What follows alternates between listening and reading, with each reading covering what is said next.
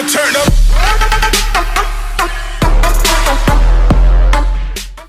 What up is Marcus with Dynasty Football Dads. We are giving away a free Brandon Ayuk signed jersey. All you have to do is be a subscriber for a chance to win. We are giving away that at the end of March here. So now that it's becoming draft time, we are starting to see pro days, and they're kind of like the little pro combos, and we're starting to see 40 times out and all that stuff. But when you're drafting a running back, we know that draft capital is the prime. We know draft capital is the number one key when it comes to, of course, drafting somebody in your rookie dynasty draft. But let's just say, what other statistics or what other things are going to help you with your hit rate? Again, we are trying to throw darts at the dartboard, and the more times that you can hit and not miss, the better off your chance is going to be rebuilding, contending, trading down the line, all these different things. Even scouts that get paid millions of dollars get these things wrong, but we were trying to look at fantasy football production.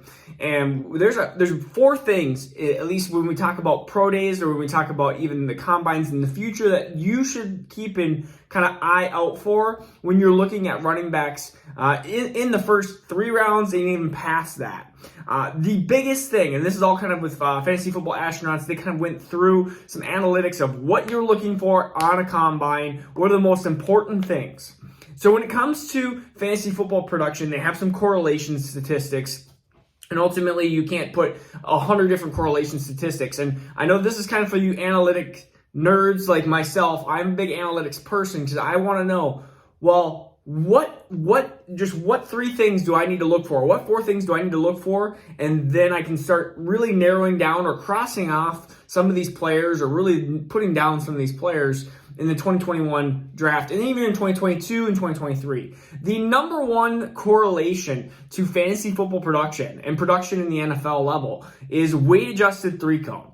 So that is about 40% of what they seem to correlate to a good running back down the line, which is interesting. 3-cone, of course, you're you're quick and very short intermediate areas, which is, of course, a great running back tool, and you're really good with lateral quickness. So if you were to look at one thing out of the running back analytics, it is the weight adjusted 3-cone.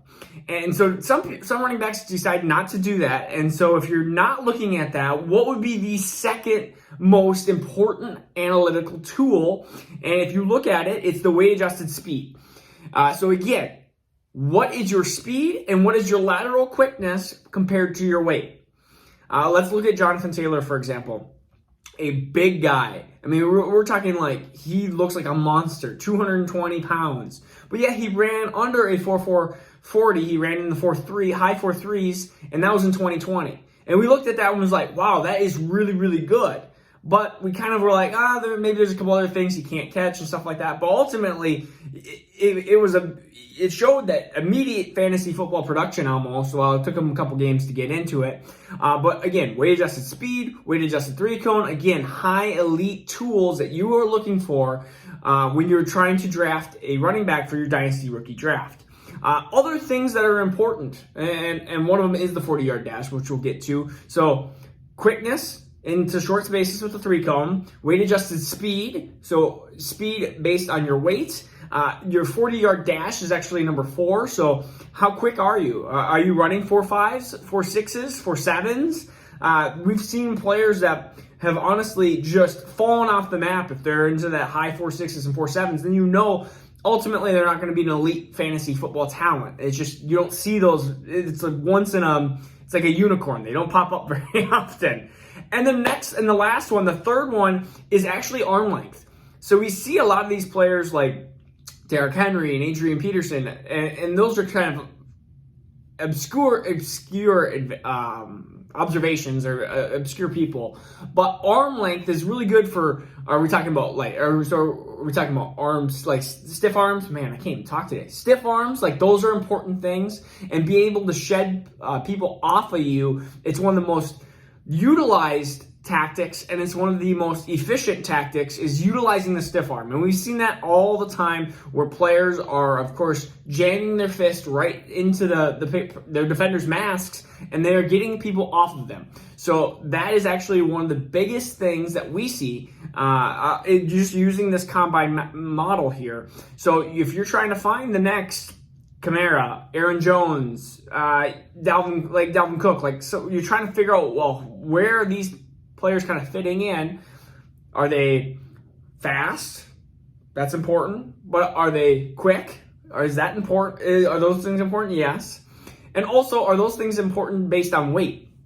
If you have somebody that's 185 pounds and they're fast and they're quick, that's awesome. But it's not as awesome as somebody that is 230 pounds or Derrick Henry, who's even heavier than that, and they're running super fast and they have quick speed, quick acceleration, and things like that. So ultimately, after all that mumbling that you made it through, 4 things: weight adjusted 3-cone, weight adjusted speed, 40-yard dash, arm length. Those are super important things when it comes to looking at pro days in 2021.